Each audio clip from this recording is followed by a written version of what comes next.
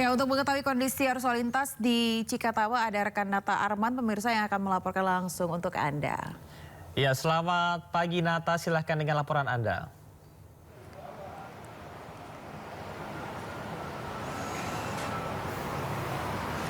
Baik, selamat pagi Camar, Ayah dan juga pemirsa. Dapat kami sampaikan terkait dengan situasi di gerbang tol Cikampek Utama pada pagi hari ini cenderung masih ramai lancar. Meskipun data menunjukkan sudah mengalami lonjakan volume kendaraan dibandingkan dengan beberapa hari yang lalu. Dan dapat kami sampaikan juga bahwa untuk data per tadi pagi sekitar pukul 5 tercatat ada 28.000 lebih kendaraan yang sudah menuju ke kawasan tol Trans Jawa. Kemudian juga berbagai persiapan juga sudah dipersiapkan dari pihak polisian seperti rekayasa lalu lintas, mulai dari kontraflow dan juga sistem one way atau satu arah.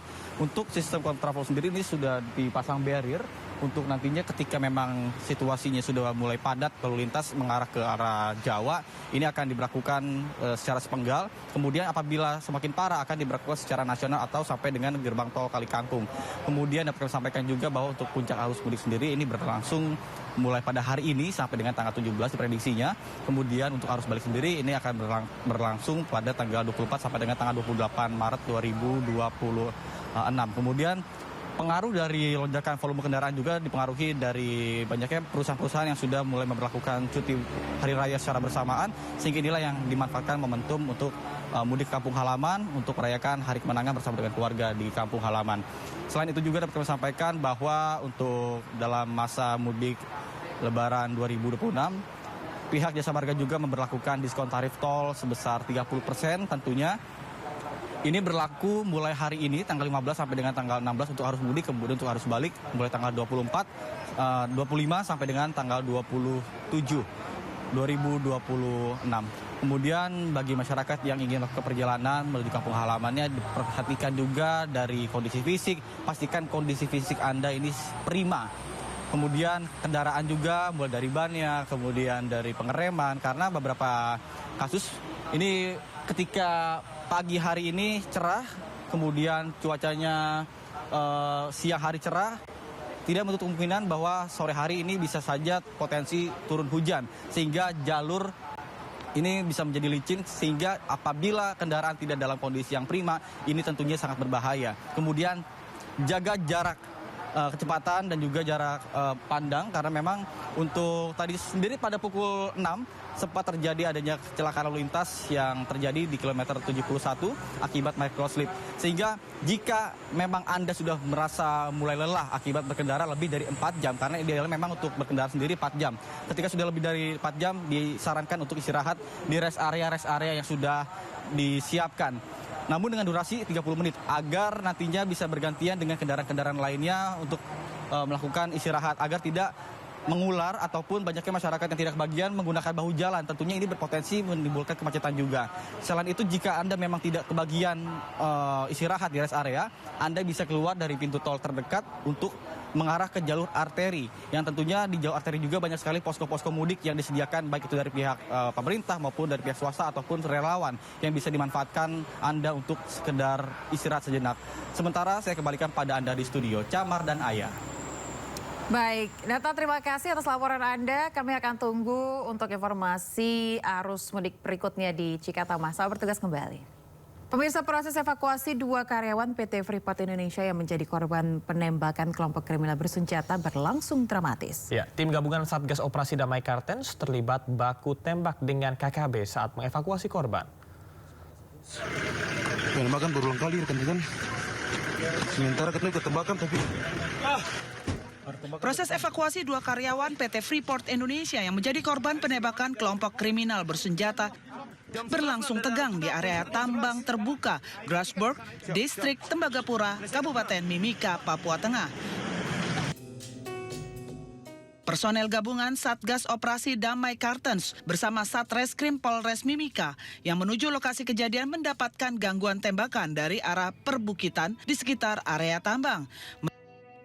Meski menghadapi ancaman keamanan, tim di lapangan tetap memprioritaskan penyelamatan korban yang saat itu masih dalam kondisi hidup. Kedua korban akhirnya berhasil dievakuasi menuju Rumah Sakit SOS 68 Tembagapura untuk menjalani penanganan darurat. Namun setelah melalui pemeriksaan tim medis, salah satu korban, yakni Simpson Mulia, 48 tahun dinyatakan meninggal dunia pada pukul 10:31 waktu Indonesia Timur. Korban diketahui mengalami luka tembak yang masuk dari bagian bawah telinga kanan dan menembus keluar di bagian bawah telinga kiri. Peristiwa penembakan terjadi saat korban bersama rekannya baru saja menyelesaikan pekerjaan survei di area tersebut.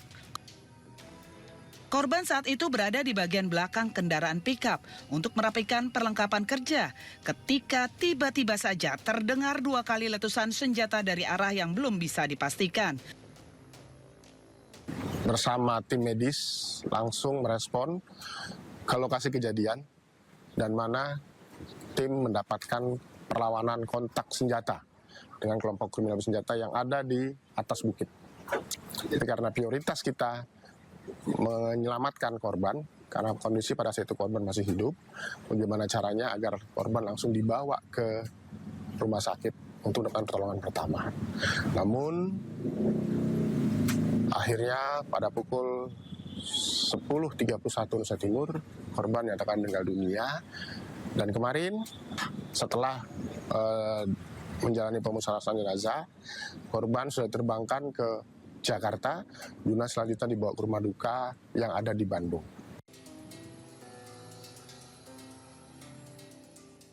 Dari Tembagapura, Papua Tengah, Chandri Suripati, iNews melaporkan. Kejaksaan Negeri Jakarta Barat, pemirsa, serahkan uang rampasan negara sebanyak 530 miliar rupiah dari tindak pidana pencucian uang judi online. Ya, uang tersebut dirampas dari tindak pidana perjudian online dengan terpidana Oi Hengki Wiryo.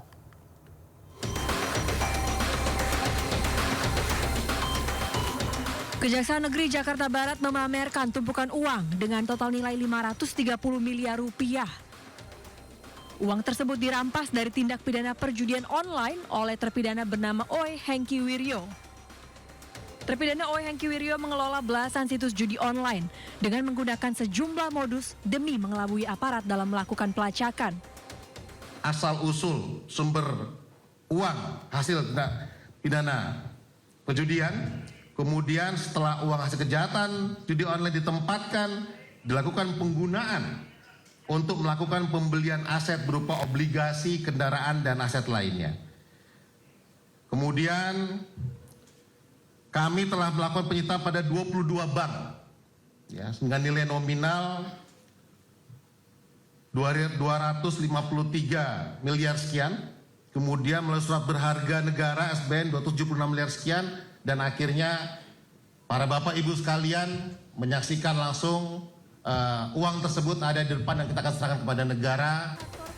Seluruh uang tersebut diserahkan kepada Direktorat Perbendaharaan Kementerian Keuangan untuk kemudian disampaikan ke kas negara sebagai penerimaan bukan dari pajak. Penyetoran uang rampasan negara dan denda perkara berasal dari penanganan perkara atas nama terpidana Oi Hengki Wiryo yang oleh Pengadilan Negeri Jakarta Barat pada tanggal 11 Februari 2026 telah diputus secara sah dan meyakinkan bersalah atas tindak pidana pencucian uang sebagaimana pasal 607 ayat 1 KUHP nasional dengan tindak pidana asal berupa tindak pidana penjudian online. Jumlah yang tersebut berasal dari uang yang dirampas negara sebesar tersebut dari berbagai rekening bank yang diduga berasal dari tindak pidana perjudian online dan denda sebesar 1 miliar rupiah. Selanjutnya, uang tersebut akan kami setorkan ke dalam kas negara melalui Kementerian Keuangan. Dari Jakarta, Amrina Rida, Ari Setiawan, iNews melaporkan. Pemirsa, PBB menyebut aksi penyiraman air keras terhadap aktivis Kontras Andri Yunus sebagai tindakan pengecut. Ya, sementara Komisi 3 DPR meminta polisi mengusut kasus yang menimpa Andri dan menangkap para pelaku.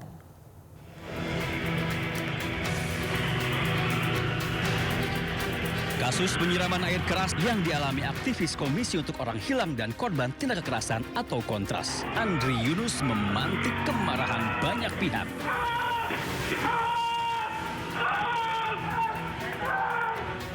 Selain dikecam berbagai elemen masyarakat sipil, kantor Komisaris Tinggi PBB untuk Hak Asasi Manusia atau ONCHR juga turut bersuara.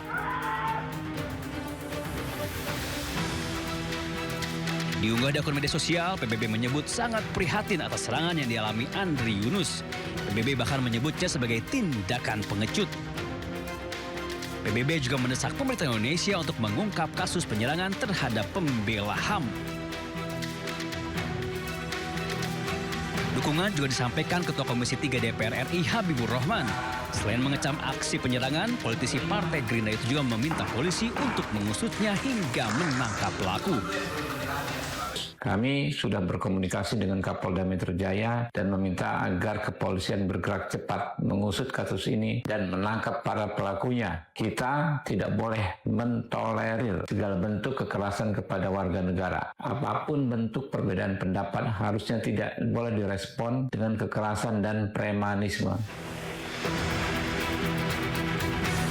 Kamis malam, aktivis untuk orang hilang dan korban tindak kekerasan atau Kontras Andri Yunus disiram air keras oleh orang tidak dikenal.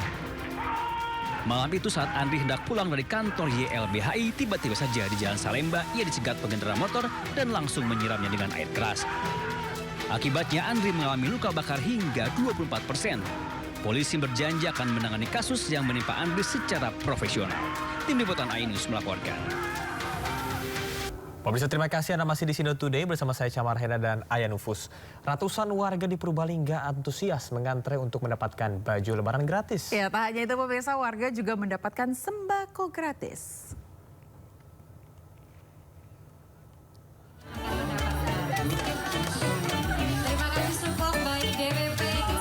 Ratusan warga mengantre di halaman kantor Kementerian Agama Kabupaten Purbalingga, Jawa Tengah. Ratusan warga saling berdesakan untuk mendapatkan baju lebaran sesuai keinginan yang akan dipakai saat Hari Raya Idul Fitri. Tak ada syarat apapun untuk bisa mendapatkan baju lebaran gratis. Warga cukup datang dan mengantre dan bebas memilih satu setel baju lebaran dan paket sembako dan sayuran gratis. Warga sangat gembira dengan digelarnya bazar gratis yang digelar kantor Kementerian Agama Purbalingga. Sayuran, baju, sama sembako. Bayar apa enggak? Gratis. Semuanya gratis. Waduh. Rencananya buat apa aja ini, Bu? Kayak sayuran. Masak ini. Buat lebaran. Bajunya buat lebaran. Kita menghadirkan sesuatu yang bermakna bagi masyarakat, sembako. Kenapa kita tidak nyun sewu tebus murah atau apapun, dan insya Allah tadi disampaikan oleh Pak Asisten, ini bagian dari tabungan kita. Dalam waktu kurang dari 1 jam, ratusan paket sembako dan baju lebaran yang disediakan ludes tak tersisa.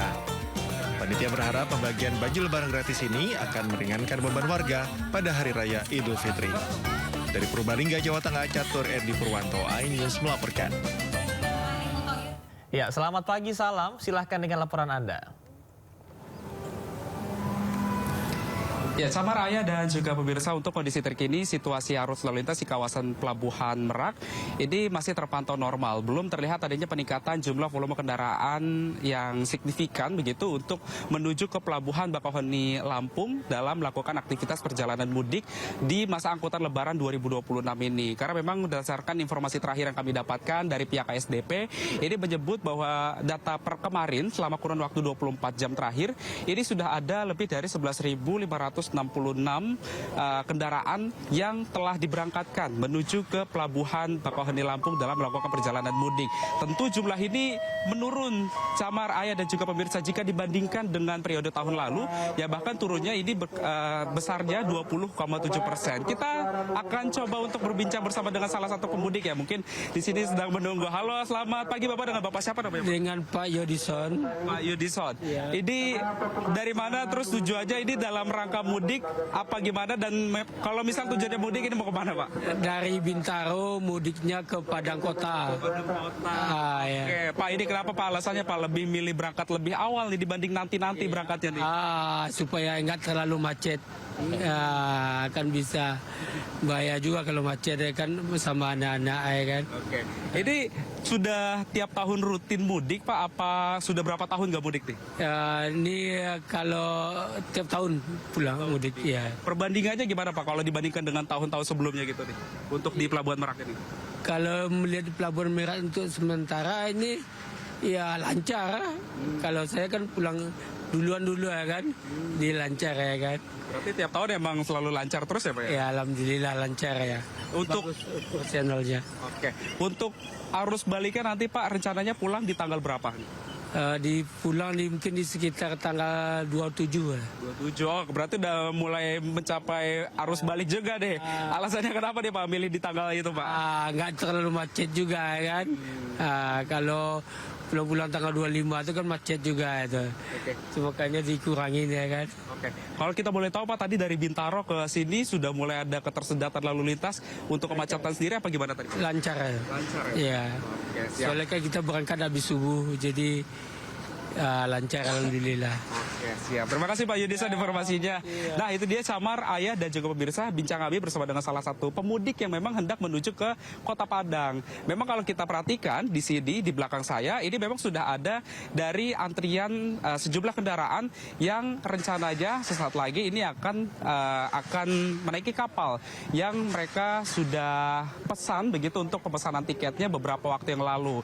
Karena memang seperti informasi yang kami dapatkan dari pihak SDP, ini mayoritas pemudik lebih memilih waktu perjalanan mudiknya terutama pada waktu gelap. Karena pada waktu gelap mereka memang sengaja untuk melakukan perjalanan mudik untuk menghindari panas terik matahari. Karena kalau kita lihat Ayah, Camar, dan juga pemirsa pada hari kemarin ini cuaca terik panas sekali ya di Pelabuhan Merak ini. Bahkan kemarin ini cuaca tembus sampai 32 derajat Celcius. Namun bisa dirasakan oleh sejumlah warga bahkan cuacanya atau suhunya ini mencapai 36 derajat Celcius yang menyebabkan inilah masyarakat pada akhirnya memilih waktu perjalanan mudiknya pada waktu gelap agar mereka juga bisa beristirahat dengan nyenyak begitu ketika pada waktu gelap dibandingkan pada waktu siang hari. Memang cuacanya sangat panas sekali di Pelabuhan Merak Banten ini. Karena memang seperti informasi yang kami dapatkan juga dari pihak ASDP yang menilai bahwa untuk puncak arus mudik sendiri di Pelabuhan Merak ini baru akan terjadi pada tanggal 17 dan juga 18 Maret mendatang, yang memang ini juga harus diwanti-wanti nih oleh para pemudik nantinya, Camar, Ayah, dan juga pemirsa yang akan melakukan perjalanan mudik. Ini bisa mengatur kembali waktu perjalanannya agar nantinya tidak terjadi adanya ketersendatan arus lalu lintas. Karena memang dari PT SDP sendiri nantinya akan memberlakukan rekayasa lalu lintas seperti delaying system dan juga single ticket yang ini baru pertama kali dilakukan pada tahun ini. Di mana nantinya delaying system ini sejatinya memang sudah diberlakukan selama beberapa tahun terakhir.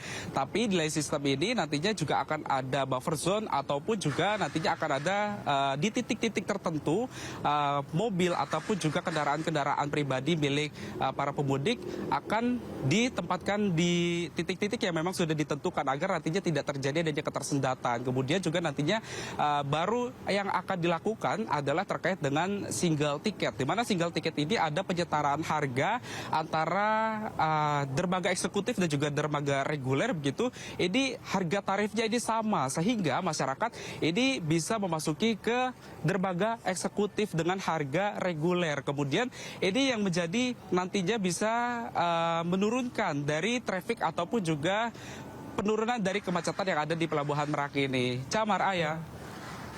Baik, terima kasih rekan Salam Rahmat yang tadi melaporkan bahwasanya di Pelabuhan Merak ini sudah mulai terlihat ya di belakang Salam. Ini antrian kendaraan dan akan lebih ramai pada malam hari. Terima kasih rekan Salam, selamat bertugas kembali. Tetap hati-hati. Ya, pemirsa, sementara itu pada mudik 2026, jalur tol Trans Jawa masih menjadi pilihan utama pemudik yang berangkat dari Jakarta menuju kota-kota favorit. Ya, berikut daftar tarif tol Trans Jawa golongan 1 pada bulan Maret. Pertama, tarif tol pada golongan 1 Jakarta menuju kota Semarang, gerbang tol Kali Kangkung sebesar Rp467.500. Kedua, Jakarta menuju kota Solo, gerbang tol Kolomandu, dikenakan tarif tol sebesar Rp565.500.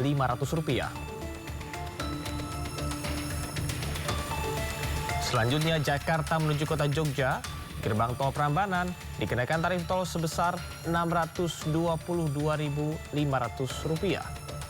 Dan terakhir, Jakarta menuju kota Surabaya. Gerbang tol Warugunung dikenakan tarif tol Rp986.500.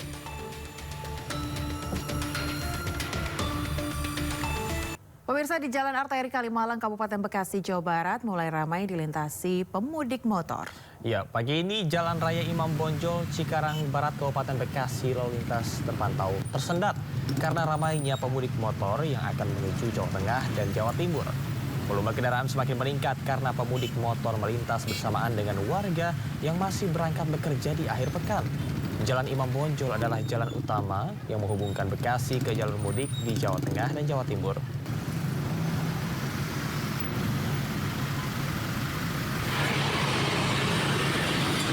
Ribuan kendaraan pemudik terus melintas di tol Jakarta Cikampek dari arah Jakarta menuju sejumlah daerah di Jawa Barat, Jawa Tengah, dan Jawa Timur. Kepadatan kendaraan pemudik bahkan sudah terjadi sejak tadi malam. Pada sejumlah titik pemirsa, arus lalu lintas terpantau padat namun masih bergerak perlahan. Untuk mengurangi potensi kemacetan, Satlantas Polres Karawang bersama Jasa Marga menyiapkan skema rekayasa lalu lintas. Salah satunya penerapan kontraflow 1 lajur dari kilometer 54,200 hingga kilometer 70. Rekayasa lalu lintas akan diberlakukan secara situasional.